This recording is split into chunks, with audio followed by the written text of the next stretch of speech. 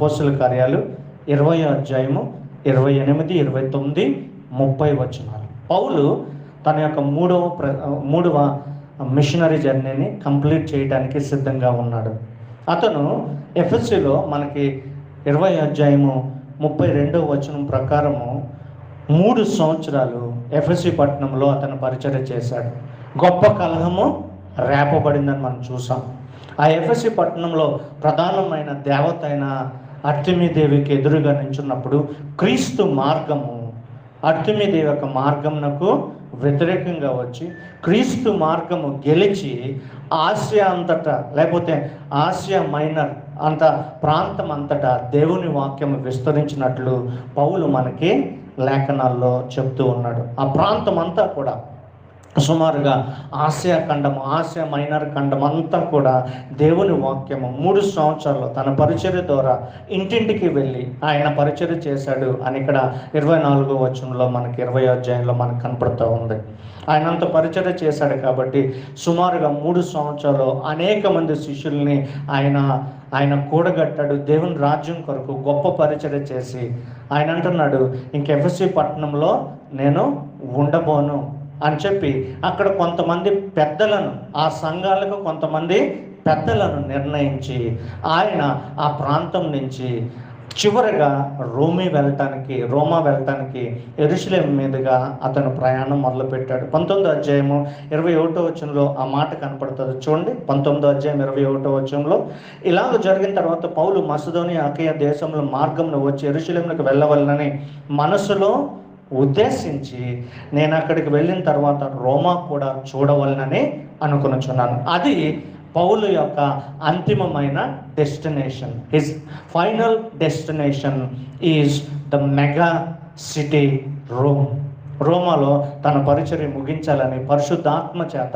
మరియు తన ఆత్మలో ప్రేరేపించబడిన వాడై అతను రోమా పట్టణానికి వెళ్ళటానికి, అంతకంటే ముందుగా యెరూషలేములో ఒక్కసారి ఆగి మసిదోనియా అకయ ప్రాంతాల్లో కానుకలు పట్టి, యెరూషలేములో గొప్ప హింస జరుగుతుంది కాబట్టి యెరూషలేం పట్టణంలో శిష్యులకు, క్రైస్తవులకు ఆ కానుకలు, ఆ బియ్యము, ఆ కూరగాయలు, ఆ ఎండు ద్రాక్ష అన్నీ కూడా ఇచ్చి వారిని సంతృప్తిపరిచిన తర్వాత రోమా పట్టణానికి వెళ్ళాలని అతను ఆశపడతాడు. ఆ రీతిగా అక్కడ పెద్దలందరికీ కూడా గుడ్ బై చెప్పి వాడ ఎక్కించిన తర్వాత అతను ప్రయాణమై వెళ్తాడు. అయితే ప్రయాణమై వెళ్ళిన తర్వాత సుమారు 30 నుంచి 50 మైళ్ళ దూరంలో ఎఫెసీ పట్టణం దగ్గర ప్రయాణమయ్యాడు. అప్పుడు ప్రయాణాలు విమానాలు కాదు, అప్పుడు ప్రయాణాలు రైళ్ళు కాదు, అప్పుడు ప్రయాణాలు కేవలము ఓడలే. కాబట్టి ఓడ ఎక్కి అతను ప్రయాణం చేయడం మొదలుపెట్టాడు. సుమారు 30 నుంచి 50 కిలోమీటర్ అయిపోయిన తర్వాత వెళ్ళిన తర్వాత మెళితే అనే దీవి దగ్గర ఆ ఓడ హాల్ట్లోకి వస్తుంది. అనగా ఆ ఓడ కెప్టెన్ కొంతకాలము ఇక్కడ మళ్ళీ సరుకుని ఎక్కించుకోవటానికి, ఓడకి కావాల్సిన సమస్తమును సమకూర్చుకోవటానికి ఓడకి బ్రేక్ ఇస్తారు. మీరు ఎప్పుడైనా క్రూజ్ షిప్స్ చూసారో లేదో, క్రూజ్ షిప్స్ అంటే పెద్ద పెద్ద టైటానిక్ లాంటి షిప్స్ని క్రూజ్ షిప్స్ అంటారు. బాగా సంపన్నులు ప్రపంచం అంతా నీటిలో తిరగటానికి ఈ షిప్స్ వాడతారు. 2-3 ఖండాలు తిరుగుతాయి. ఆ ఖండాలు తిరుగుతున్నప్పుడు గొప్ప గొప్ప దేశాలు వచ్చినప్పుడు ఆ షిప్ని దూర ప్రాంతంలో, అవి ఒడ్డుకు రాలేనంత పెద్ద షిప్స్ కాబట్టి దూర ప్రాంతంలో ఒక పెద్ద పట్టణం దగ్గర ఆపి 2-3 రోజులు ప్రయాణికులందరినీ మీరు వెళ్ళి ఆ పట్టణం అంతా చూసి రండి అని కూడా అనే విహారయాత్రలు ఇప్పుడు ఉన్నాయి. స్పెయిన్ దగ్గర ఆగిన, పోర్చుగీస్ దగ్గర ఆగిన, మాల్డీవ్స్ దగ్గర ఆగిన, ఇలాంటి గొప్ప గొప్ప సుందరమైన పట్టణాల దగ్గర ఆ షిప్స్ని అక్కడ నీటిలోనే ఆపి చిన్న చిన్న బోట్ల ద్వారా ప్రయాణికులందరినీ, విహారయాత్రికులందరినీ ముందుకు తీసుకువచ్చి ఆ పట్టణం అంతా తిరిగి శోధించి అందులో ఉన్న ప్రాముఖ్యమైన అంశాలు చూసి రండి అని చెప్పి ఆ ఓడ కెప్టెన్ ఎలాగైతే ఈ రోజుల్లో వదులుతున్నాడో ఆ రోజుల్లో సరదా కాదు కానీ అవసరాల నిమిత్తం బియ్యము, వారికి కావలసిన గ్యాస్ అన్నీ పెట్టుకోవడానికి ఆ షిప్స్ని ఆపి ఆ మలితే ప్రాంతంలో పౌలు ప్రయాణం చేసిన తర్వాత 50 కిలోమీటర్ల తర్వాత ఆ షిప్ని ఆపాడు. మరి ఏమైందో ఏంటో పౌలు గారికి ఇంకొకసారి ఆఖరిగా సంఘ పెద్దలతో మాట్లాడాలని నిర్ణయించుకున్నాడు. అదే 17వ వచనం మనకు కనపడుతుంది.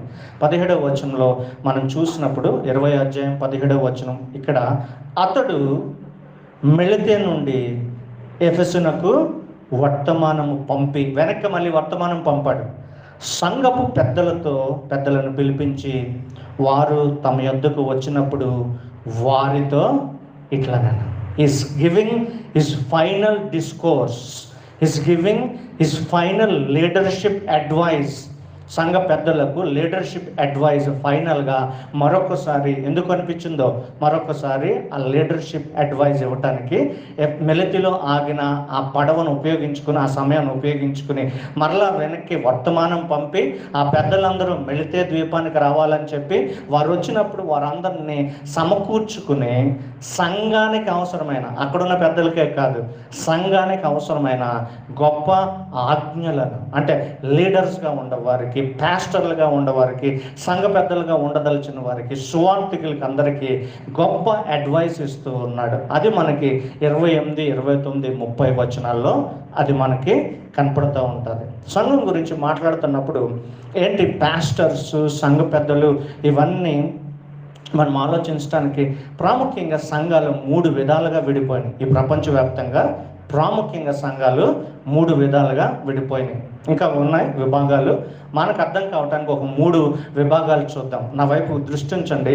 ఫస్ట్ది కాంగ్రిగేషనల్ టైప్. కాంగ్రిగేషనల్ టైప్ అందులో సంఘం అంతా కూడా సంఘ పెద్దలదే పెత్తనం. సంఘం అంతా కూడా సంఘ పెద్దలదే పెత్తనం. Lutheran churches, Baptist churches, CSI churches, Methodist churches.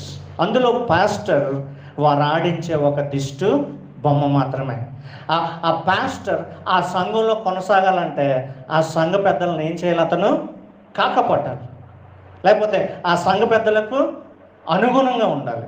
ఆ సంఘ పెద్దలకు వ్యతిరేకంగా మారిన ఎడల వెంటనే ప్యారిష్కి ఫోన్ చేస్తారు, ప్యారిష్కి లేఖ రాస్తారు. ప్యారిస్ కాదు, ప్యారిష్ అంటే ఆ సంఘాలు కొన్ని లూథరన్ చర్చికి ఒక హెడ్ని ప్యారిష్ సంఘాలు అని మనకి చెప్తారు. ఆ ప్యారిష్కి వెంటనే ఈ పాస్టర్ గారి గురించి మాకు ఇబ్బందిగా ఉంది, మమ్మల్ని టార్చర్ పెడుతూ ఉన్నాడు, ఎక్కువ కానుకలు అడుగుతున్నాడు, అంటే గృహ దర్శనాలు చేస్తూ ఉన్నాడు, లేకపోతే రకరకాలైన విషయాలు అందులో జోడించి ఆ సంఘము యొక్క పెద్దలందరూ కూడా, ఎందుకంటే ఆ సంఘంలో పెద్దలు అందరూ టీచర్లు, డాక్టర్లు, ఇంజనీరింగ్ కాలేజ్ ప్రిన్సిపల్లు, ఇంగ్లీష్ లెక్చరర్లు, వీళ్ళందరూ ఉంటారు కదా. వీళ్ళందరూ పాతికిపోయి ఉంటారు, అదే ఊర్లో ఉంటారు.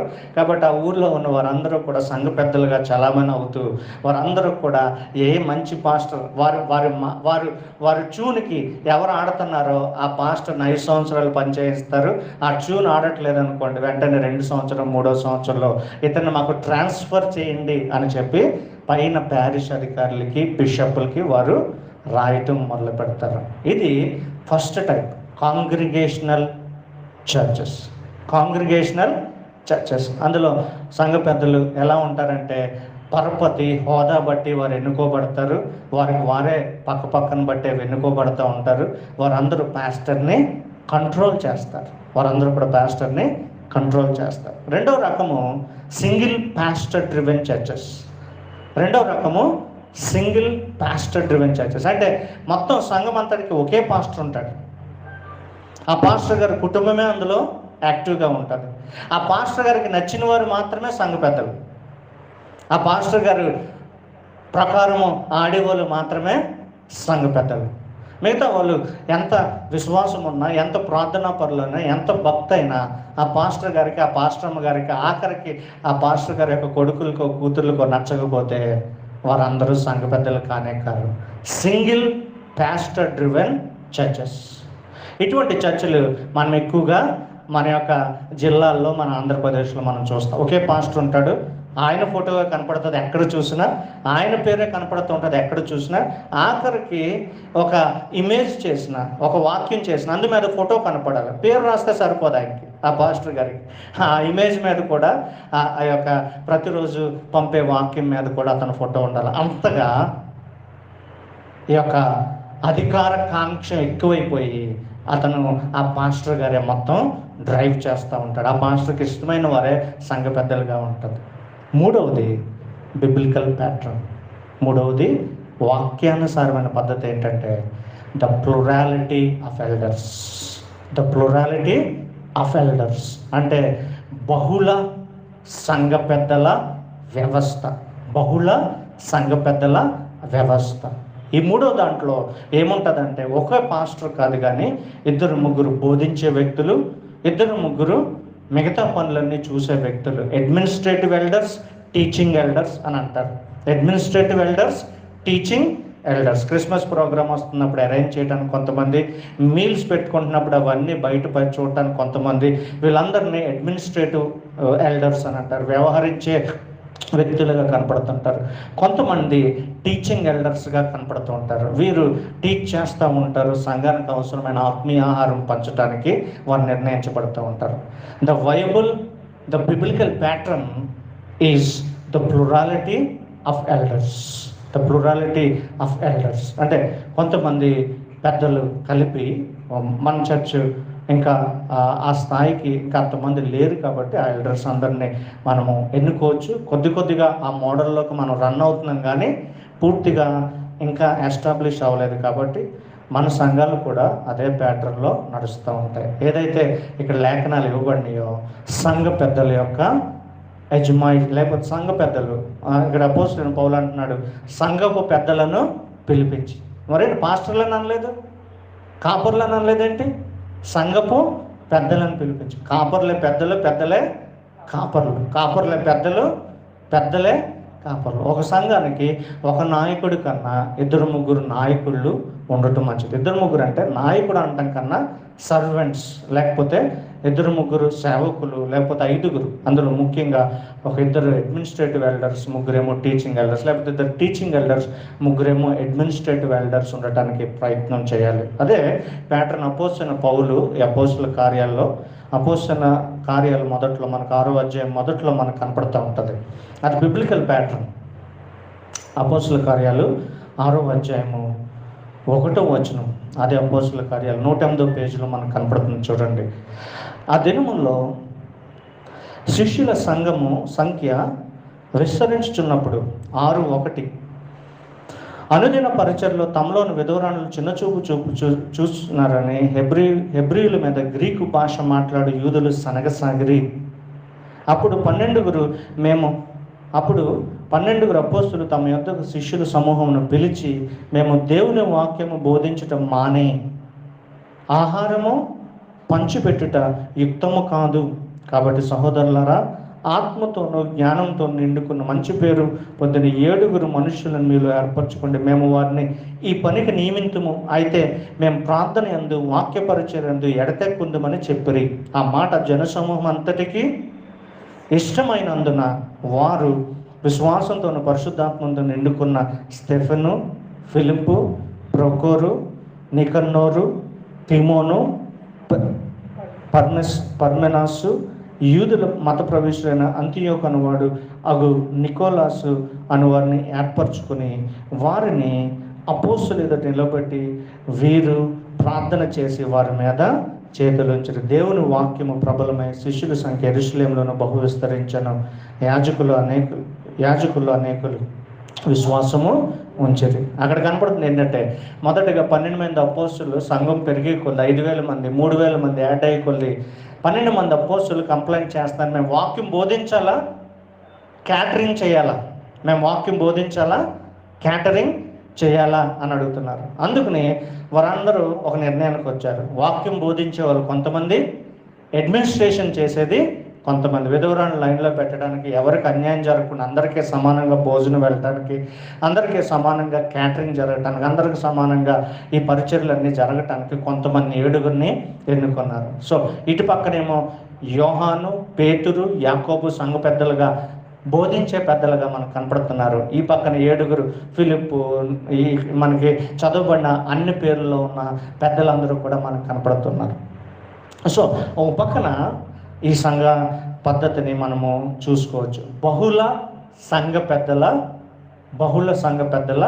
పద్ధతి, లేకపోతే అందుకు అపోస్తలుడైన పౌలు మెలితు ద్వీపం నుండి, ఎఫెసు నుండి మెలితు ప్రాంతానికి సంఘ పెద్దలను పిలిపించి వారితో ఇలా మాట్లాడినాం. పాస్టర్లను పిలిపించలేదు, అడ్మినిస్ట్రేటివ్ వాళ్ళని పిలిపించలేదు. ఆయన ఉద్దేశం ఏంటంటే, సంఘ పెద్దలే అక్కడ పాస్టర్లు, సంఘ పెద్దలే అక్కడ అడ్మినిస్ట్రేషన్ చేసేవారుగా అక్కడ కనపడుతున్నారు. సో ఇటువంటి మోడల్స్, లేకపోతే ఇటువంటి మోడల్ చర్చెస్ మనకి ఎంతకైనా అవసరం. ఒకటి కాంగ్రిగేషనల్ డ్రివెన్, సంఘము పాస్టర్ మీద అజమాయిషి చేసి పాస్టర్ వారు ఆడుతున్న ట్యూన్ ప్రకారం డ్యాన్స్ వేయాలనుకోవటం, అది పాపమే. ఇంకో పక్కన ఒకే పాస్టర్ ఉండి ఆ పాస్టర్ గారు ఆ పాస్టర్మ గారు వారికి ఉన్న కుమారులు కుమార్తెలకు ఎవరైతే ఇష్టమో వారి మాట ఎవరైతే వింటారో, వారి ఆస్తికి వారి పంపకాలకు ఎవరైతే అడ్డురారో అటువంటి డమ్మీ సంఘ పెద్దలను పెట్టుకోవడం, అది పాపమే. మూడవదిగా ఏంటి మనకు కనపడుతుంది బైబిల్ మోడల్ ఏంటి? బహుళ సంఘ పెద్దల వ్యవస్థ. అందులో ఇద్దరేమో బోధించే సంఘ పెద్దలుగా ఉంటారు, ముగ్గురేమో పరిచర్య చేసే అడ్మినిస్ట్రేషన్ చేసే సంఘ పెద్దలుగా ఉంటారు. ఏదైనా సరే చర్చ్ కట్టాలన్నా లేకపోతే ఏదైనా ఫంక్షన్ జరగాలన్నా చర్చిలో ఏది జరగాలన్నా ఇంకా బోధించే ఎల్డర్స్గా పని లేకుండా పని చేసే పరిచారం చేసే అడ్మినిస్ట్రేటివ్ ఎల్డర్స్గా కొంతమంది కనపడతారు. ఫిలిప్పు ఇలాంటిది మనకి కనపడుతుంది. అటువంటి వ్యవస్థ బైబిల్లో ఉంది. అటువంటి వ్యవస్థ మనకి మన యొక్క జిల్లాల్లో లేదు. అటువంటి వ్యవస్థ బైబిల్లో ఉంది, అటువంటి వ్యవస్థ మన జిల్లాల్లో లేనే లేదు. సో అటువంటి వ్యవస్థలో పౌలు పిలుస్తూ ఉన్నాడు. అందుకని 17వ వచనం, అతడు మిలితే నుండి ఎఫెసునకు వర్తమానము పంపి సంఘపు పెద్దలను పిలిపించి వారు తమ యొద్దకు వచ్చినప్పుడు వారితో ఈ రీతిగా మాట్లాడాను అని చెప్తూ ఉన్నాడు. ఆ తర్వాత పౌలు గురించి మాట్లాడుతూ అతని కిందకు వచ్చి 28లో అతి కీలకమైన 28, 29, 30లో అతి కీలకమైన వచనాలు మనకు చెప్తూ ఉంటాడు.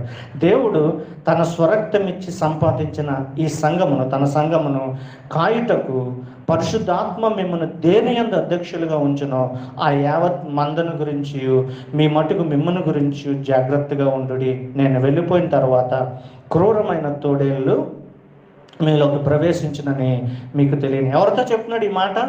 సంఘ పెద్దలను పిలిపించి సంఘ పెద్దలకు ఒక రకమైన ఇన్స్ట్రక్షన్ ఇస్తూ ఉన్నాడు. అందులో ప్రాముఖ్యమైన మాట జాగ్రత్తగా ఉండుడి, జాగ్రత్తగా ఉండుడి. కింగ్ జేమ్స్ వర్షన్లో టేక్ హీడ్ అని ఉంది. ఇంగ్లీష్ స్టాండర్డ్ వర్షన్లో be on guard, be on guard. జాగ్రత్తగా కాచుకుని ఉండుడి, జాగ్రత్తగా ఉండుడి. ఏ విషయాల్లో అని చెప్పి 3 ప్రాముఖ్యమైన విషయాలు చెప్తున్నాడు. ఒకటి అక్కడ మిమ్మును గురించి, ఫస్ట్ ఏంటి? మిమ్మును గురించి. రెండవది యావత్ మందను గురించి. మూడవది క్రూరమైన తోడేళ్ళ గురించి. అది మన side headings. Be on guard about yourself, about sheep, about wolves. జాగ్రత్తగా ఉండడి. ఎవరి నిమిత్తము? మీ నిమిత్తము, యావత్ మంద నిమిత్తం లేదా సంఘము నిమిత్తము. 3 క్రూరమైన తోడేళ్ళు. His final instruction. ఎందుకంటే 25వ వచనంలో రాస్తున్నాడు ఏంటది? నేను మీ మధ్య సంచరించిన మీలో ఎవరును ఇక మీదట నా ముఖము చూడరు. అంటే ఎఫెసీ పట్టణానికి మళ్ళీ పౌలు బ్రతికుండగా ఇంకా వెళ్ళలేదు. సో అది ఆఖరిగా ఇంకా సుమారుగా మరణ వాంగ్మూలం లాగా వారికి ఇంకా last piece of pastoral leadership advice ఇస్తూ ఉన్నాడు ఈ సంఘ పెద్దలందరినీ పిలిపించి. ఏంటంటే జాగ్రత్తగా ఉండండి, మిమ్మల్ని గురించి, మీ యావత్ మందను గురించి, దాని తర్వాత క్రూరమైన తోడేళ్ళు గూర్చి అని మాట్లాడుతున్నాడు. మొదటి మాట మిమ్మల్ని గురించి. మొదటి మాట ఏంటి? మిమ్మల్ని గురించి. ఒక పాస్టర్, ఒక ఎల్డర్, ఒక సువార్థికుడు ముందుగా తన గురించి ఆలోచించుకోవాలి. ముందుగా వాక్యం చెప్పడానికంటే ముందు, ఇతరులను హెచ్చరించడానికి ముందు, ఇతరుల పాపాన్ని ఎత్తి చూపే ముందు ఒక పాస్టర్ లేకపోతే ఒక ఎల్డర్, 2 కూడా సినానమసే, 2 పర్యాయ పదాలే. పాస్టర్ అన్న ఎల్డర్ అన్న లేఖనాల ప్రకారం ఏంటి? పర్యాయ పదాలు. పెద్దలు అంటే వారు డమ్మీలను కాదు, పెద్దలు అంటే బోధించే పెద్దలు, దాని తర్వాత సమకూర్చే పెద్దలు అని మనం చూసాం. కాబట్టి మొదటి మాట మిమ్మల్ని గురించి అన్నప్పుడు నేను ముందుగా మీకు బోధించడానికి ముందు నన్ను, నా గురించి సెల్ఫ్ ఎగ్జామినేషన్ చేసుకోవాలి. అసలు నేను బోధించడానికి సరిపోయిన వాడినా కాదా? నా క్రియలు ఎలా ఉన్నాయి? నా ప్రవర్తన ఎలా ఉంది? నా యొక్క ఆలోచన విధానం ఎలా ఉంది? నా మైండ్ సెట్ ఎలా ఉంది? నేను ఏ రీతిగా ఒక హిపోక్రైట్నా, మీకు బోధించి నేనేమి పాటించకుండా ఉండేవాడినా అనే అనేక విషయాలు మొదటగా పౌలు పాయింట్అవుట్ చేస్తున్నాడు సంఘ పెద్దలకు. మిమ్మును గూర్చి ముందు సంఘం మందకంటే ముందు ఆయన అంటున్నాడు మిమ్మును గురించి జాగ్రత్తగా చూసుకున్నది. మిమ్మల్ని గురించి జాగ్రత్తగా చూసుకున్నానంటే ఈ లోకంలో మొత్తం పాస్టర్లు ఎక్కువ మంది ఏమని ఫీల్ అవుతున్నారంటే ఒక గొర్రెల కాపరి, ఒక షెపర్డ్ లేకపోతే ఒక సేవకుడు అని ఫీల్ అవట్లా. ఏమని ఫీల్ అవుతారు ఎక్కువగా? CEO, మేనేజర్, ఒక ఎంటర్ప్రనర్, ఒక ఎంటర్టైనర్, ఒక బఫూన్, ఒక క్లౌన్, లేకపోతే ఒక నాయకుడు, ఇది నాది అన్నట్లుగా ఫీల్ అవుతున్నాడు. ఒక కంపెనీ మేనేజర్ లాగా, ఒక బిజినెస్ మేనేజర్ లాగా, ఒక ఎంటర్ప్రనర్ లాగా, అంటే ఒక వ్యాపారవేత్త లాగా, లేకపోతే ఒక ఎంటర్టైనర్ లాగా సంఘాన్ని అంతటిని నవ్వించి కవ్వించి రకరకాలుగా సంఘాన్ని ఇండల్జ్ చేసే ఒక వ్యక్తి లాగా ఇక్కడ కనపడుతున్నాడు. లేఖనాల ప్రకారము, లేఖనాల మొత్తంలో ఆదికాండం మొదలుకుని ప్రకటన గ్రంథంలో యేసు క్రీస్తు ఏ రీతిగా వర్ణించబడ్డాడంటే కాపరిగా అతను వర్ణించబడ్డాడు. మొదటగా యేసుక్రీస్తు కాపరిగా వర్ణించబడ్డాడు. అతని వెంబడి ఆయన కింద ఉన్న ప్రతి ఒక్కరూ కూడా సహదాసులుగా ఉన్న వారు అందరూ తోటి కాపరులుగా వారు అభివర్ణించబడ్డారు. అంతేగాని మేనేజర్లుగా కానీ, ఎంటర్టైనర్స్గా కానీ, ఎంటర్ప్రినర్స్గా కానీ, CEOలుగా కానీ, గొప్ప గొప్ప వారిగా కానీ వారేమీ వర్ణించబడలేదు. యేసుక్రీస్తు తన గురించి చెప్తున్నప్పుడు 3 ప్రాముఖ్యమైన విషయాలు ఇక్కడ మిమ్మల్ని గురించి అనే మాటలో మొదటగా మిమ్మల్ని గురించి అన్నప్పుడు మేమందరము కూడా కాపరత్వంలో ఉన్నాం, లేకపోతే కాపరులుగా ఉన్నామని చెప్తున్నాడు. ఆ కాపరత్వం ఎక్కడి నుంచి వచ్చింది అని అంటే ఆయనకి 3 పేర్లు ఉన్నాయి. 1 ప్రధాన కాపరి, 2 గొప్ప కాపరి, 3 ఆత్మల మహా కాపరి అని ఉన్నాయి, లేకపోతే మంచి కాపరి అని మనకు కనపడతాయి. చూడండి, 1 పేతురు 2:5లో ఈ మాటలు మనకు కనపడుతూ ఉంటాయి. 1 పేతురు 2:5 లాస్ట్కి వచ్చేసినప్పుడు 215వ పేజీలో 1 పేతురు 2:25లో మనకి ఈ మాటలు కనపడతాయి. మీరు గొర్రెల వలె దారి తప్పిపోతురు కానీ ఇప్పుడు మీ ఆత్మల కాపరియు అధ్యక్షుడైన ఆయన వైపునకు మళ్ళీ ఉన్నారు. ఆయన అధ్యక్షుడు, దాని తర్వాత ఆయన ఎవరు? ఆత్మల కాపరిగా ఉన్నాడు. దాని తర్వాత చూడండి, అదే 1 పేతురు 5:4లో మీకు అప్పగింపబడిన వారిపై 3లో అప్పగింపబడిన వారిపై ప్రభువులైనట్టుండక మందరికి మాదిరిగా ఉండుడి. ప్రధాన కాపరి ప్రత్యక్షమైనప్పుడు మీరు వాడబారిన మహిమ కిరీటము పొందుదురు అని చెప్తున్నాడు. యేసుక్రీస్తుని ఏ రీతిగా వర్ణించాడు? ప్రధాన కాపరి అని చెప్తూ ఉన్నాడు. దాని తర్వాత పక్కనే హెబ్రీ గ్రంథం మనకు కనపడుతుంది. 13:20 పక్కనే వెనక్కి హెబ్రీ గ్రంథము 13:20లో గొర్రెల గొప్ప కాపరి అయిన యేసు మన ప్రభువును నిత్యమైన నిబంధన సంబంధం రక్తం బట్టి అని అక్కడ మాట్లాడుతూ ఉన్నాడు. గొప్ప కాపరి, ఆత్మల కాపరి, మహా కాపరి, మంచి కాపరి, ప్రధాన కాపరి ఆయన యేసుక్రీస్తు. సో యేసుక్రీస్తు యొక్క పేర్లు కాపరత్వంలో he is the chief shepherd, he is the good shepherd, he is the great shepherd, he is the shepherd of all the redeemed souls. ఆత్మల కాపరి అని లేఖనాలు సెలవిస్తున్నాయి. సో ఆత్మల కాపరి కింద, ఈ ప్రధాన కాపరి కింద మీరెవరంటే మేనేజర్స్ కాదంటున్నాడు. అదే 1 పేతురు 2:5లో 1-4లో మనకు ఆ కాంటెక్స్ట్ కనపడుతుంది. 1 పేతురు 5:1 చదువుతున్నాను చూడండి. అక్కడ పేతురు రాస్తున్నాడు, పాస్టర్ని అంట్లా ఏమంటున్నాడు? తోటి పెద్దను, టీచింగ్ ఎల్డర్ అతను, తోటి పెద్దను, క్రీస్తు శ్రమలను గురించి సాక్షిని, బయలుపరచబో మహిమకు పాలువాడినైనా నేను మీలోని పెద్దలను, పాస్టర్స్ని కాదు, పెద్దలను హెచ్చరించుచున్నాను. బలిమి చేత కాక దేవుని చిత్త ప్రకారం ఇష్టపూర్వకంగాను దుర్లభేక్షతో కాక సిద్ధ మనసుతోనూ మీ మధ్య ఉన్న దేవుని మందను పై విచారణ చేయుచు దాన్ని కాయుడి. మీకు అప్పగింపబడిన వారిపై ప్రభువులైనట్లు ఉండక మందకు మాదిరులుగా ఉండుడి.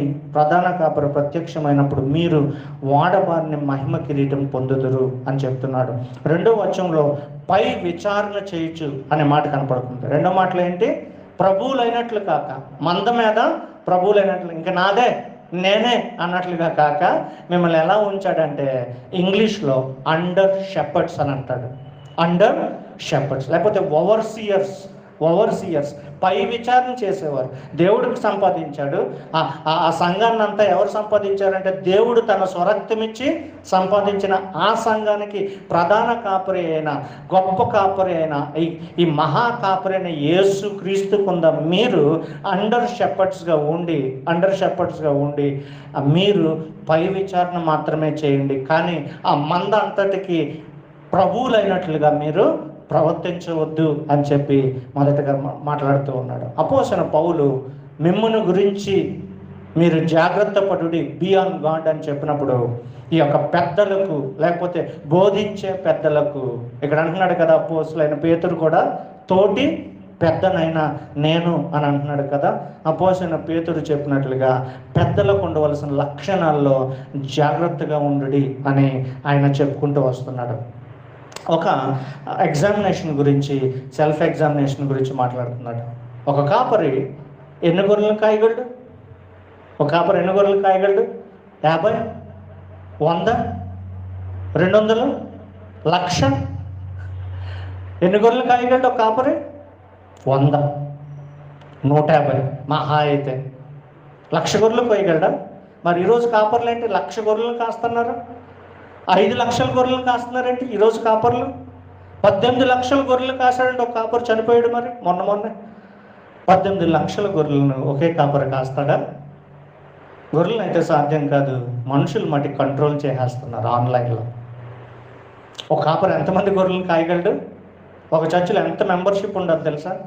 150, 200. అంతకంటే మించి ఆ కాపరు ఏమీ కాయలేదు. ప్రాక్టికల్గా మనం చూస్తే ఒక కాపరి 1,00,000 గొర్రెల నుంచి కాయమంటే వాడు నిద్ర లేక పిచ్చోడు అయిపోతాడు. ఈ కాపరి మట్టికి చక్కగా నిద్రపోయి చక్కగా కాసేస్తున్నాడు. అందుకనే మిమ్మల్ని గురించి జాగ్రత్త అని చెప్తున్నాడు. మొదటగా సంఘ పెద్దలందరినీ మిలితకి పిలిపించి అపోస్తలుడైన పౌలు ఇస్తున్న మాట ఏంటంటే మిమ్మల్ని గురించి జాగ్రత్త. Be on guard, take heed about yourself. ఆ కాపరి, ఆ సంఘ పెద్ద కూడా ఎలా ఉండాలంటే అక్కడ రాస్తూ ఉన్నాడు. 1 తిమోతి 3:7, 3:1. 1 తిమోతి 3:1. ఎవడైనాను అధ్యక్ష పదవిని, 191వ పేజీలో, ఎవడైనా అధ్యక్ష పదవిని ఆశించిన ఎలాంటి వాడు దొడ్డ పన్ను ఆక్షేపించున్నాడని మాట నమ్మదగినది. అధ్యక్షుడు మొదటి మాట నిందా రహితుడు. An elder should be blameless. ఇవన్నీ తర్వాత మనం ఆలోచించవచ్చు ఆ టెక్స్ట్లోకి వచ్చినప్పుడు. 191వ పేజీలో first elder should be blameless. రెండవది ఏక పత్ని పురుషుడు. మూడవది మితానుభావుడు, స్వస్థబుద్ధి గలవాడు, మర్యాదస్తుడు, అతిథి ప్రియుడు, బోధింపతగిన వాడై ఉండి మద్యపానీయ కొట్టుకోడు కాక సాత్వికుడు, జగడమాడు, ధనాపేక్ష లేనివాడు, సంపూర్ణ మాన్యత కలిగి తన పిల్లలను స్వాధీనపరచుకుంటూ తన ఇంటి వారిని బాగా ఏలువాడై ఉండేవాళ్ళు. ఎవడైనా తన ఇంటి వారిని ఏలనేరకపోయిన ఎడల దేవుడు సంఘంని ఎలాగ పాలించినట్టు గర్వాంధుడై అపవాది కలిగిన శిక్షావధులు లోబడుకున్నట్లు క్రొత్తగా చేరిన వాడై ఉండకూడదు. అతను ఎందుపాలే అపవాది ఊరిలో పడిపోకున్నట్లు సంఘము వెలుపటి వారి చేత మంచి సాక్ష్యము పొందినవాడై ఉండవాలి. మొదటి మాట మిమ్మును గురించి అని అంటున్నాడు. ఎగ్జామిన్ యువర్ సెల్ఫ్ అని అంటున్నాడు. మొదట ఆర్ యు బ్లేమ్లెస్? అసలు నిందారహితుడుగా బోధించడానికి నీ మీద ఎవరైనా నిందేస్తున్నారా? ఫస్ట్ ఏంటి? నింద.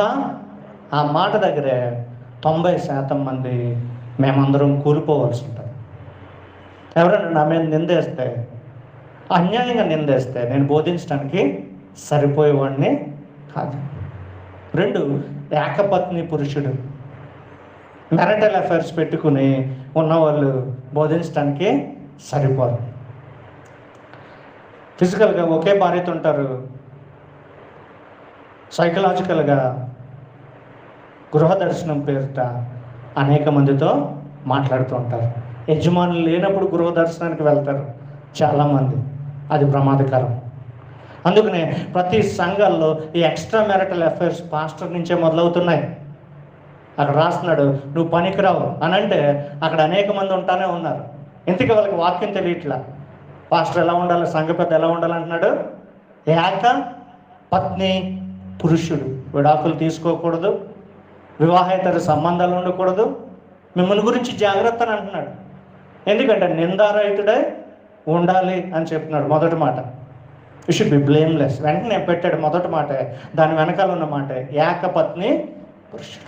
ఎంతమంది పాస్టర్లు పల్లెటూరులోను పట్టణాల్లోనూ భర్తలు లేనప్పుడు ఆ ఇళ్ళకి గృహదర్శనాల పేరుతో వెళ్ళి ఎంతమంది ఎక్స్ట్రా మ్యారిటల్ రిలేషన్షిప్, వివాహేతర సంబంధాలు పికప్ చేస్తున్నారో మీకు తెలుసా? తెలియదు. ఊరికే ఆ యొక్క కుటుంబాలకు వెళ్ళి డిస్టర్బ్ చేయటం మంచి పద్ధతి కాదు అని అంటున్నాడు. అవన్నీ కూడా మనం తర్వాత చూద్దాం. లాస్ట్ వచనం చూడండి 7లో, మరియు అతడు నింద పాలే అపవాది ఊరిలో నుండి పడిపోకున్నట్లు సంఘము వెలుపటి వారి చేత కూడా మంచి సాక్ష్యము పొందడాలి. బయట సొసైటీలో కూడా you should have a good repute in the society. మిమ్మల్ని గురించి జాగ్రత్త అని అన్నప్పుడు మీ ప్రవర్తన, మీ కాండక్ట్, ఈ బోధించే వాళ్ళ పరిస్థితి ఇంకా బయట చెప్పనవసరం లేదు. వారి కళ్ళు ఎటు ఉంటున్నాయో, వారి ఆలోచనలు ఎటు ఉంటున్నాయో, వారి పరిస్థితి ఏంటో, వారి మీద ఎన్ని నిందలు ఉంటున్నాయో, ఎన్ని రకాలుగా వారి మీద నిందలు చేయబడుతున్నాయో అవన్నిటిని కూడా వారు ఆన్సర్ చేయగలగాలి. ఇది చాలు అన్నట్టు తీతులోకి మళ్ళీ రాస్తా ఉన్నాడు. తిమోతికి సరిపోలేదు అన్నట్లు తీతుకి కూడా మళ్ళీ రాస్తా ఉన్నాడు. చూడండి, తీతులో అదే మాటలు రివర్బరేట్ చేస్తాడు. హెబ్రీ పత్రిక వెనకాల తీతు 197వ పేజీలో 1:9-7లో 1వ అధ్యాయము 5-9 వచనాల్లో చూడండి. నేను మీకు ఆజ్ఞాపించిన ప్రకారము నీవు లోపంగా ఉన్న వాటిని దిద్ది ప్రతి పట్టణంలోనూ పెద్దలను నియమించి నిమిత్తమే నేను క్రేతులో నిన్ను విడిచి వచ్చి తిని ఎవడైనా. ఎక్కడ పాస్టర్ వాట్ల అన్ని చోట్ల ఏం మాట్లాడుతున్నాడు? పెద్దలు, elders, either teaching elders or administrative elders. That is the pattern of biblical church. ఒక వాక్యానుసారమైన సంఘానికి మూలం ఏంటంటే బహుళ సంఘ నాయకులు లేకపోతే పెద్దలు అనేది మనకు కనపడుతూ ఉంది. నేను మీకు ఆజ్ఞాపించిన ప్రకారం నువ్వు లోపమైన వాటిని దిద్ది ప్రతి పట్టణంలోనూ పెద్దలను నియమించి నిమిత్తమే నేను క్రేతులో నేను విడిచి వచ్చి తిని ఎవడైనా నిందారహితుడును ఏకపత్ని పురుషుడును దుర్వ్యాపార విషయంలో నేరం మోపడి వాళ్ళను అవధేయులు కాక విశ్వాసులైన పిల్లలు గలవాడై ఉన్న ఎడల అట్టివాణిని పెద్దగా నియమించము. ఎవరు నియమిస్తారండి చర్చిలో పెద్దలను? Rich, powerful. ఎవరు నియమిస్తాడు? వాడికి సొసైటీలో పెద్ద ఇన్ఫ్లుయెన్స్ ఉంటాయి, వాళ్ళని పెద్దలుగా నియమిస్తాడు. వాడు బాగా చదువుకుంటే అతను పెద్దలుగా నియమిస్తారు.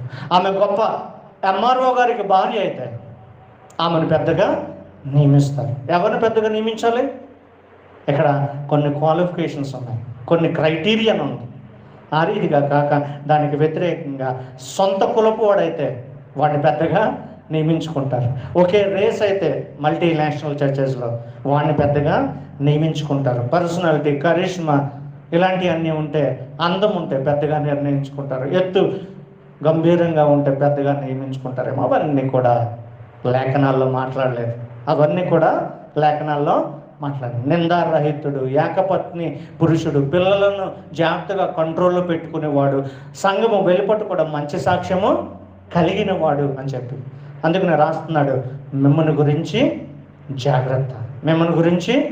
జాగ్రత్త అని అంటున్నాడు. ఎటువంటి వ్యక్తులు పాస్టర్లుగా ఉండాలి, ఎటువంటి వ్యక్తులు పాస్టరల్ టీచర్స్గా ఉండాలి, ఎటువంటి వ్యక్తులు సంఘ పెద్దలుగా ఉండాలి అనే దాంట్లో క్రైటీరియాలో ఒక్కటి కూడా ఫిజికల్గా లేదు, ఒక్కటి కూడా భౌతికపరమైనది లేదు. వాడికి డబ్బు ఉందా, వాడికి పరపతి ఉందా, వాడికి అధికారం ఉందా, లేకపోతే ఇటువంటి ఏ విషయంలోనూ అక్కడ క్రైటీరియన్ మనకు కనపట్లేదు. 1 తిమోతి 4:16 చూడండి. పక్కనే మనకి 1 తిమోతి 4:16 15 నుంచి చదువుతాను. 191వ పేజీలో 1 తిమోతి 4:15 నుంచి 14 నుంచి పెద్దలు హస్త నిక్షేపణ చేయగా, మళ్ళీ చూడండి, పెద్దలు హస్త నిక్షేపణము చేయగా ప్రవచనలు నీకు అనుగ్రహింపడిన నీలో ఉన్న వరమును అలక్ష్యము చేయకు, నీ అభివృద్ధి అందరికీ తేటగా కనపడి నిమిత్తము వీటిని మనస్కరించుము, వీటి అందే సాధకము చేయము. తర్వాత మాట, నిన్నను గురించి నీ బోధన గురించి జాగ్రత్త కలిగి ఉండుము, వీటిలో నిలకడగా ఉండుము. నీవు అలాగ చేసి నిన్నును నీ బోధ వినివారిని నీవు రక్షించుకుందువు. ఎప్పుడైతే నువ్వు కేర్ఫుల్గా నిన్ను ఎనాలిసిస్ చేసుకుని ప్రతిసారి నువ్వు మారవలసినప్పుడు ఆ పెద్ద ఎవడైతే ఉన్నాడో మారి నిందారహితుడిగా ఉండని సందర్భాలు, తన బోధన మార్చుకుంటున్నప్పుడు ఇతరులకు అర్థం కాకపోతే అర్థమయ్యే రీతిగా బోధించడానికి, లేకపోతే సమయానుసారంగా బోధించడానికి, వాక్యానుసారంగా బోధించడానికి అతడు ప్రయత్నం చేసినప్పుడు, డాక్టర్స్ ఎక్కడ కాంప్రమైజ్ అవ్వకుండా అతడు బోధించడానికి ప్రయత్నం చేసినప్పుడు అప్పుడు అంటున్నాడు, నిన్నును నీ బోధ విని వారిని నీవు రక్షించుకుందువు అని అంటున్నాడు. అది అపోస్తలుడైన పౌలు 20:28 రాస్తుంది అదే. దేవుడు తన స్వరక్తం ఇచ్చి సంపాదించిన ఆ యొక్క సంఘం మీద నిన్ను గురించి, మీ యావత్ మందను గురించి జాగ్రత్త పడుడి. First the qualification of yourself, అంటే బోధించేవాడు, పెద్దగా ఉండేవాడు యొక్క అర్హతలు ఇక్కడ లేఖనాల్లో సుస్పష్టంగా ఉన్నాయి. అది శారీర సంబంధమైన ఏ అర్హత కాదు. అతడు బలహీనైనా పర్లేదు, అతడు లేనివాడైనా పర్లేదు, ఆమె పెద్ద కుటుంబం నుంచి రాపోయినా పర్వాలేదు. కావాల్సింది ఏంటంటే నిందారహితమైన జీవితం, ఇతరుల చేత ఆమోదించబడిన భక్తి, దాని తర్వాత ఏకపత్నీకృతుడు, ఇంకా చాలా ఇక్కడ మనకు కనపడతాయి. ఆ టెక్స్ట్లోకి వచ్చినప్పుడు మనం చూడటానికి ప్రయత్నం చేద్దాం. మొదటి మాట ఆయన ఇస్తుంది ఏంటంటే జాగ్రత్త అనే హెడ్డింగ్ కింద అబౌట్ యువర్ సెల్ఫ్, నిన్ను గురించి నీకు జాగ్రత్త. అంటే ప్రతి పాస్టర్ వాడు ముందు తను సరిచేసుకోవాలి, లేకపోతే ఆ సంఘంలో మీరు ఉండటం కూడా అనవసరం అని మనం చెప్తాను ఉన్నాం. కానీ ఎవరికి బోధపడదే, అదే చోటకి వెళ్తారే, అదే ప్రాంతానికి వెళ్తారు. ఆ పాస్ట్ ఎలాగైనా పర్లేదు, వీరు మాత్రం కొద్దిసేపు కూర్చుని వచ్చేయాలి, లాస్ట్లో కొద్దిసేపు వెళ్ళిపోయాలి. ఇలా వర్షం పడినప్పుడు చక్కగా మానేయచ్చు. ఇంకా రకరకాలైన అడ్వాంటేజెస్ ఉంటాయి. ఎందుకంటే అతను అడగలేడు, ఎందుకంటే అతనే నిందలో ఉంటాడు కదా ఎప్పుడూను, ఇంక వాడు అడగలేడు. ఇదంతా చాలా బాగుంటుంది. రిచర్డ్ బ్యాక్స్టర్ అంటున్నాడు ఈ జాగ్రత్త గురించి 4 విషయాలు రాస్తూ ఉన్నాడు. జాగ్రత్త బోధకుడా, ఇతరులను రక్షించే కృపలో నడిపించిన నీవు రక్షించే కృపలో నుంచి తొలగిపోతావేమో. జాగ్రత్త బోధకుడా, ఇతరులకు ప్రసంగాలు చేసే నీకు నువ్వే ప్రసంగించుకోకుండా ఆత్మీయ క్షీణతలోనికి వెళ్ళిపోతావేమో. జాగ్రత్త ఓ సంఘ పెద్ద, ఓ బోధకుడా, నీ సాక్ష్య జీవితము, నీ బోధించే సిద్ధాంతాలకు పరస్పరము విరుద్ధంగా ఉన్నదేమో. జాగ్రత్త ఓ బోధకుడా, నువ్వు మాట్లాడే మాటలు, నువ్వు చేసే క్రియలకు ఏమాత్రము పొంతన లేదేమో. జాగ్రత్త ఓ బోధకుడా, నువ్వు ఏది తప్పు అని ఇతరులకు బోధించి వారిని ఖండిస్తున్నావో అదే తప్పులో ప్రతిరోజు నువ్వు జీవిస్తే జాగ్రత్త ఓ బోధకుడా అని అంటున్నాడు. Richard Baxter, a Puritan theologian, laid down these things. తర్వాత మాట ఏంటి? యావత్ మందను గురించి జాగ్రత్త. యావత్ మందను గురించి, మిమ్మల్ని గురించి, యావత్ మందను గురించి జాగ్రత్త అని అంటున్నాడు. యావత్ మంద అని మనం మాట్లాడుతున్నప్పుడు మనకు పంచి ఇచ్చిన దేవుని యొక్క మహా గొర్రెల దొడ్లోంచి కొంతమంది గొర్రెలను ఒక్కొక్క సంఘ పెద్దకి పంచి ఇస్తూ ఉన్నాడు.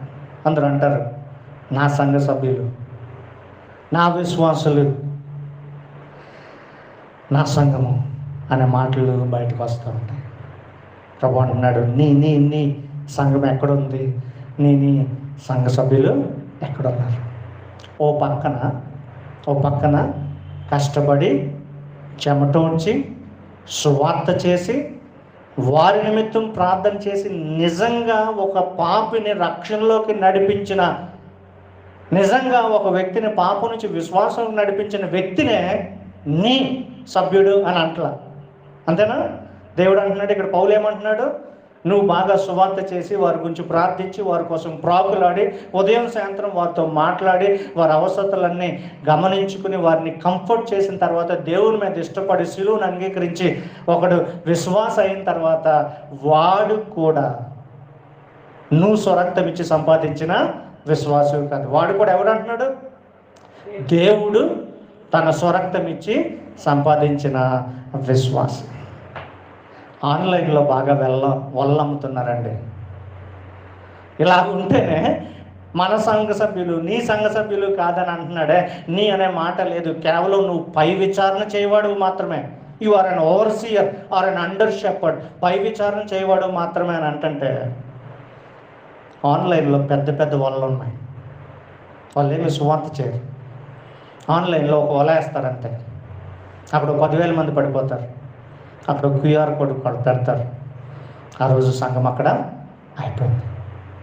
ఆన్లైన్లో వలలు పెద్దగా ఉన్నాయి బయటకంటే.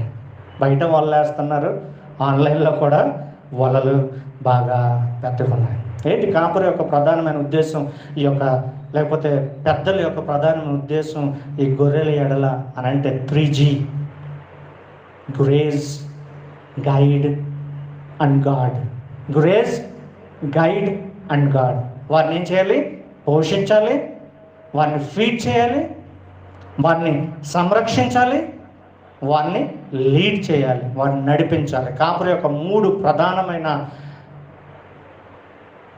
లక్షణాలు, 3 ప్రధానమైన బాధ్యతలు ఏంట్రా అని అంటే, 1 గొర్రెను మేపాలి, గొర్రెలను నడిపించాలి, గొర్రెలను కాపాడాలి, సంరక్షించాలి. మేపాలి, నడిపించాలి.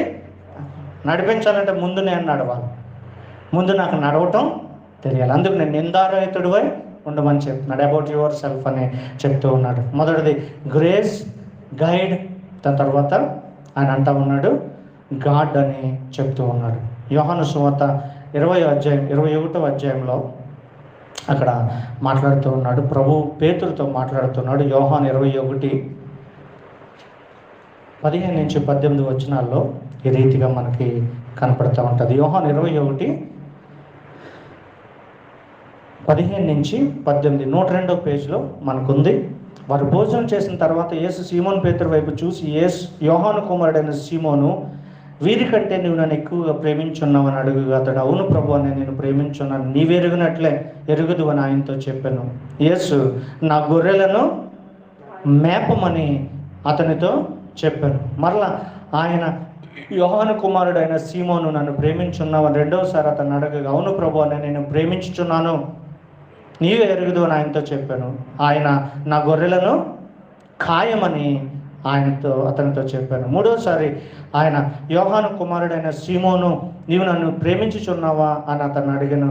నన్ను ప్రేమించుచున్నావా అని మూడోసారి తను అడిగినందుకు పేతురు వ్యసనపడి, ప్రభువా నీవే సమస్త పెరిగిన వాడు, నేను ప్రేమించున్నానని నీవే ఎరుగుదు అని ఆయనతో చెప్పాను. యేసు నా గొర్రెలను మేపుము అని చెప్పి అతనితో చెప్పాను. 3 సార్లు ఆయన అడిగినప్పుడు దాంట్లో 2 సార్లు ఏమనుంది? మేపుము. ఒకసారి ఏమనుంది? ఖాయం. ప్రధానమైన ఫంక్షన్ లేకపోతే యావత్ మందను గురించి జాగ్రత్త అని చెప్పినప్పుడు రెండవసారిగా ఇక్కడ పేతురుతో మాట్లాడుతున్నప్పుడు అపోస్తలుడైన పౌలు ఇస్తున్న ప్రాముఖ్యమైన, సంఘ పెద్దలకు ఇస్తున్న ప్రాముఖ్యమైన డైరెక్షన్ ఏంటంటే, గొర్రెలను మేపుము, లేకపోతే గొర్రెలకు ఫీడింగ్ ఇవ్వు, ఆహారము పెట్టు అని చెప్తున్నాడు. దాని తర్వాత కాయటము, దాని తర్వాత నడిపించటము వస్తూ ఉంటాయి. ఫస్ట్ మెయిన్గా గ్రేజింగ్, దాని తర్వాత గార్డింగ్ అండ్ గైడింగ్ అనేవి మనకి కనపడుతుంటాయి. మేపడం అంటే ఏంటి? దేవుని వాక్యంతో మేపటం. దేవుని వాక్యం లేఖనాల్లో స్వచ్ఛమైన పాలుతో అవి అభివర్ణించబడినాయి. బాగా నీళ్ళు కలపొద్దని చెప్తున్నాడు, బాగా నీళ్ళు కలపొద్దు అని చెప్తున్నాడు. స్వచ్ఛమైన పాలుగా ఇవ్వడానికి ప్రయత్నం చెయ్యి అని చెప్తున్నాడు. తర్వాత మేపటంలో జాగ్రత్త పడు. ఒకవేళ ఇష్టానుసారంగా మేపితే న్యూట్రిషియస్ ఫుడ్ పోద్దేమో. ఇష్టానుసారంగా మేపితే న్యూట్రిషియస్ ఫుడ్ పోతుంది. ఎందుకంటే ఒకళ్ళ అభిరుచి ప్రకారం వారు బోధిస్తే ఎప్పుడు ఒకటే బోధిస్తారు. ఓ చిన్నపిల్లోడిని ఒక సూపర్ మార్కెట్లో తీసుకెళ్ళి నీకు ఇష్టమైనవి తీసుకోమంటే వాడు ఏం తీసుకుంటాడు? ఎక్కువగా 5 స్టార్ చాక్లెట్, దాని తర్వాత క్యాండీస్ తీసుకుంటాడు, దాని తర్వాత పీచు మిఠాయి తీసుకుంటాడు, దాని తర్వాత కిండర్ జాయ్ తీసుకుంటాడు. వాడేమన్నా సోయా బీన్స్ తీసుకుంటాడా? వాడేమన్నా గుడ్లు తీసుకుంటాడా? వాడేమన్నా సిరల్స్ తీసుకుంటాడా? కార్న్ ఫ్లేక్స్ తీసుకుంటాడా? లేకపోతే రాగులు, బియ్యము తీసుకుంటాడా? వాడికి ఏమి ఇష్టం ఉండవు. వాడికి ఏమి ఇష్టం? వాడికి ఎప్పుడు చాక్లెట్లు తింటాం ఇష్టం, వాడికి ఎప్పుడు చీక్లెట్లు తింటాం ఇష్టం, వాడికి ఎప్పుడు కిండర్ జాయ్ తింటాం ఇష్టం, వాడికి ఎప్పుడు ఏమి ఇష్టం? బయట పాప్కార్న్ తింటాం ఇష్టం, లేకపోతే పీచు మిఠాయి తింటాం ఇష్టం. అవన్నీ వాడిని పోషిస్తాయా? పోషించు. ఎవరో తెలుసు ఏది వాడి కరెక్ట్ అయినది అనేది? తల్లికి తెలుసు, తండ్రికి తెలుసు. అందుకని వాడికి రాగి జావో లేకపోతే భోజనము, గుడ్డు ఉండాలి, పాలు ఉండాలి, వాడికి మాంసం వెళ్ళాలి, చేప వెళ్ళాలి అని చెప్పి తల్లికి తెలుసు. వాడికి ఇష్టం లేకపోయినా బలవంతంగా కూర్చోబెట్టి తినిపిస్తారు. ఎవరు కాదు, భక్తులే సెలెక్ట్ చేసుకుని ఇదిగో ఈయన గొప్ప పాస్టర్, ఈయన గొప్ప పాస్టర్, ఈయన గొప్ప బోధకుడు అంటే వాడు ఎప్పుడు ఒకటే బోధిస్తాడు. కాబట్టి నీకు ఏదైతే ఇష్టమో అదే దాన్ని తీసుకుంటున్నావు. దాని ప్రకారం కాక లేఖనాలు వచనం వెంబడి వచనం వెళ్తే అక్కడ కాకరకాయ వస్తుందో తెలీదు, కీకరకాయ వస్తుందో తెలీదు, అక్కడ మాంసం వస్తుందో తెలీదు, ఆ రోజు చేప వస్తుందో తెలీదు, ఆ రోజు గుడ్డు వస్తుందో తెలీదు, ఒకవేళ ఆ రోజు నిజంగానే కిండర్ జాయ్ వస్తుందో కూడా తెలియదు.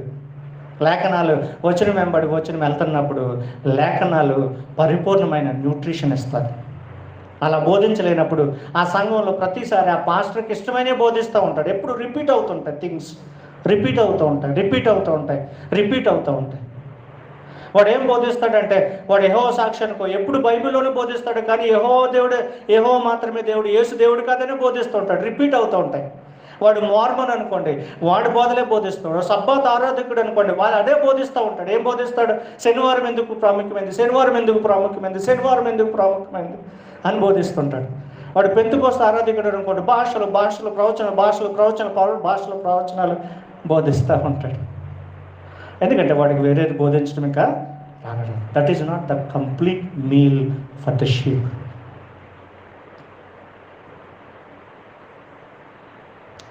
అందుకనే బోధించేటప్పుడు వచనం వెళ్తుంటే అదేం చెప్పమంటే ఇంకా అదే చెప్పాలి. అందుకనే ఇది పరిపూర్ణమైనది కాబట్టి హోల్ కౌన్సిల్ ఆఫ్ గాడ్ని మీరు బోధించండి అని చెప్తూ ఉన్నారు.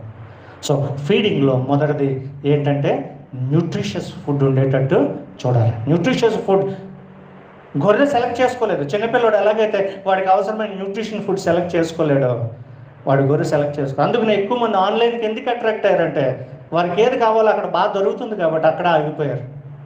వాళ్ళకి కష్టమైంది, వారికి వార్తలు పెట్టేది, వారిని సరిచేసేది, ఇలాంటివన్నీ లేఖనాల్లో ఉన్నాయి చెప్పినట్టు వాళ్ళకి ఎక్కదు. కానీ లేఖనాల ప్రకారం న్యూట్రిషియస్ ఫుడ్ అంటే లేఖనాలు ఉన్న ప్రతి మాటని మనము అర్థం చేసుకుంటూ వెళ్ళాలి. అందుకనే నిన్ను గురించి జాగ్రత్త, యావత్ మందను గురించి జాగ్రత్త. ఎలాగ నువ్వు ఆ యొక్క మందను పోషించాలి. ఆఖరి మాట ఈ యొక్క వుల్ఫ్స్, క్రూరమైన తోడేల గురించి జాగ్రత్త అంటున్నాడు. నేను వెళ్ళిపోయిన తర్వాత క్రూరమైన తోడేళ్ళు మీ మధ్యలో ప్రవేశించినని. తర్వాత మాట ఏంటి? నాకు తెలియదు. False prophetic warning to the church. ప్రవచిస్తున్నాడు, నేను వెళ్ళిపోయిన తర్వాత క్రూరమైన తోడేళ్ళు వస్తాయి. వాటి ప్రధానమైన లక్షణం ఏంటి? మందను కనికరం ఏమాత్రమో చూపించవు అని చెప్పి మాట్లాడుతున్నాడు. హైర్లింగ్ వుల్ఫ్స్. ఎప్పటికీ కూడా ఆ యొక్క వుల్ఫ్స్ మారు. ఎప్పుడైనా ఒక నక్క తోటకూర కాళ్ళు పెడితే తింటాం చూసారా? ఒక తోడేలు తోటకూర కాళ్ళలో క్యారెట్ మొక్కలు తింటుంది ఎప్పుడైనా? ఎంతకాలమైనా చనిపోతున్నా సరే తినగలదా?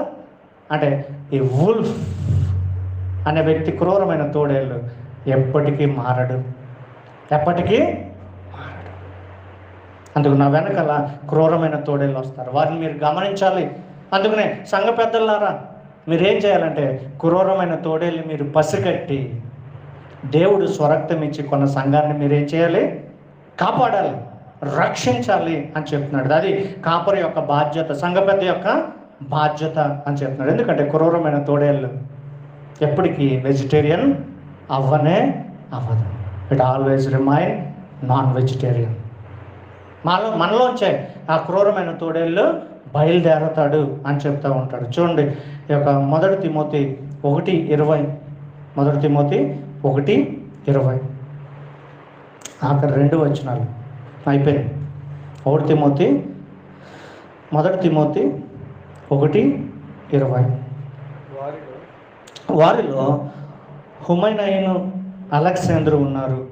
వీరు దూషింపకుండా శిక్షించబడుటకై వీరిని సాతానుకు అప్పగించుతుంది. పై మాట నుంచి అవుతాను 18. నా కుమారుడా తిమోతి, నీ విశ్వాసం మంచి సాక్ష్యము కలిగిన వాడే, మనస్సాక్షి కలిగిన వాడే, మంచి మనస్సాక్షి కలిగిన వాడే నేను గురించి ముందుగా చెప్పబడిన ప్రవచనములు చెప్పున ఈ మంచి పోరాటం పోరాడవలనని వారిని బట్టి ఈ ఆజ్ఞ నీకు అప్పగించుచున్నాను. అట్టి మనస్సాక్షి కొందరు త్రోసివేసి విశ్వాస విషయమై వాడబద్దలైపోయిన వారి వలె చెడి ఉన్నారు. వారిలో హుమనైన అలెగ్జాండర్ ఉన్నారు. వీరిని దూషించకుండా శిక్షింపబడుటకై వీరిని సాతానుకు అప్పగించుతుంది. ఎవరు? క్రూరమైన తోడేలు. వారి పేర్లు చెప్తున్నాడు, వారి పేర్లు చెప్తున్నాడు. ఇప్పుడు నేను చెడ్డ పాస్టర్ల పేర్లు చెప్పాలా వద్దా? చెప్పుకోవచ్చా?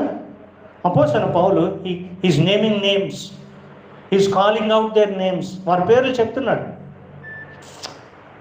ఎందుకు? జాగ్రత్త కోసం. ఎందుకు? జాగ్రత్త కోసం. క్రూరమైన తోడేలు, ఇవి క్రూరమైన తోడేళ్ళు అని చెప్పి సంఘ పెద్దలుగా, నిజమైన పెద్దలుగా పేర్లు కూడా అవసరమైతే చెప్పచ్చు. ఎందుకంటే వారు విశ్వాస విషయంలో వారు ఓడబద్దలు చేసుకుంటే made the ship break of their faith. వారు విశ్వాసంలో పగిలిపోయారు. అపోస్తలుడైన పౌలు అంటున్నాడు, నేనే వారిని సాతానుకి అప్పచెప్పాను. ఆ మాట భయంకరంగా లేదా? నేనే వారిని సాతానుకి అప్పచెప్పాను. 2 తిమోతి చూడండి, 2:17 పక్కనే 2 తిమోతి. పార్ట్నర్ మార్చాడు, ఈసారి పార్ట్నర్ని మార్చాడు. 2:17 కొరకు పుండు ప్రాకినట్లు వారి మాటలు ప్రాకును. వారిలో హుమనైను ఫిలేతును పార్ట్నర్ని మార్చాడు. అలెగ్జాండర్ని మార్చి ఎవరిని వేసుకున్నాడు? ఫిలేతుని ఉన్నారు. వారు పునరుద్ధానం గతించనని చెప్పి సత్యం విషయమై తప్పిపోయి కొందరిని విశ్వాసమందు చెరుపుచూ ఉన్నారు అని చెప్తా ఉన్నాడు. పునరుద్ధానం గురించి తప్పుడు బోధించే హుమనైను, దాని తర్వాత ఫిలేతు, వీరు ఎటువంటి వారంటే క్యాన్సర్ పుండు వంటి వారు. వీరు ఎటువంటి వారు? క్యాన్సర్ పుండు వారు. These false teachers are the ravenous wolves are like these cancerous lesions. వారి గురించి జాగ్రత్త. వారు అప్పటికే తప్పిపోయి అనేక మందిని ఇంకా తప్పించడానికి ప్రయత్నము చేస్తూ ఉన్నారు అని చెప్తున్నాడు. ఈ క్రూరమైన తోడేళ్ళు వారి ఫలమును బట్టి మీరు తెలుసుకుందరని మత్తయి సువార్త 17వ అధ్యాయం 15-20 మీరు ఇంటికి వెళ్ళి చదువుకుంటే ఆ క్రూరమైన తోడేళ్ళని ఎలా కనిపెట్టాలంటే వారి ఫలమును బట్టి మీరు వారిని తెలుసుకుందరు అని లేఖనాల్లో ఉంటాయి. ఇక్కడ హుమనైను అలెగ్జాండర్, హుమనైను దాని తర్వాత ఫిలేతు. వీళ్ళిద్దరు ఎవరు తెలుసు? వీళ్ళు ముగ్గురు పౌలు దగ్గర శిష్యరూపం పొందినవారు. పౌలు దగ్గర శిష్యరూపం పొందినవారు. వారందరూ కూడా వారి విశ్వాసాన్ని వదిలి, వారి విశ్వాసం బద్దలైపోయి పునరుద్ధానం గురించి తెలుసుకున్న తర్వాత పునరుద్ధానం లేదని చెప్పి వారు నమ్మటమే కాక అనేక మంది విశ్వాసం నుంచి తప్పించడానికి ప్రయత్నం చేస్తున్నారు. వారిని నేను సాతానికి అప్పచెప్పాను అని చెప్తా ఉన్నాడు. సో సంఘము ఈ అబద్ధ బోధకులకు టాలరెంట్గా ఉంటే అది పాపం. నిజమైన సంఘము అబద్ధ బోధకులను గుర్తించి వారు అబద్ధ బోధకులని చెప్పకపోతే సంఘ పెద్దల యొక్క తప్పు. ఎందుకంటే 2 సార్లు అపోస్తలుడైన పౌలు వారు పేర్లు చెప్పి మరి వీరు తప్పుడు బోధలో ఉన్నారు అని చెప్పి చెప్తూ ఉన్నాడు. So there is every authority to name a false teacher as false teacher. ఒక తప్పుడు బోధకుడు అని పేరు పెట్టి చెప్పటంలో లేఖనాలు అటువంటి యోగ్యతను బోధకులకి కల్పించింది అన్న విషయం. అందుకనే ఆ మాటలు చెప్తున్నాడు. సంఘ పెద్దలు మిలోతులో ఆగి సంఘ పెద్దలను పిలిపించి 3 ప్రాముఖ్యమైన విషయాలు చెప్పాడు. 1 మిమ్మల్ని గురించి జాగ్రత్త, 2 యావత్ మందను గురించి జాగ్రత్త, ఆ యావత్ మందను చేరటానికి వచ్చే క్రూరమైన తోడేళ్ళ గురించి జాగ్రత్త అని చెప్పి ఆ మాటలు చెప్పి అపోస్తలుడైన పౌలు యెరూషలేము వైపు ప్రయాణం చేస్తాడు. దేవుడి మాటలు దీవించును.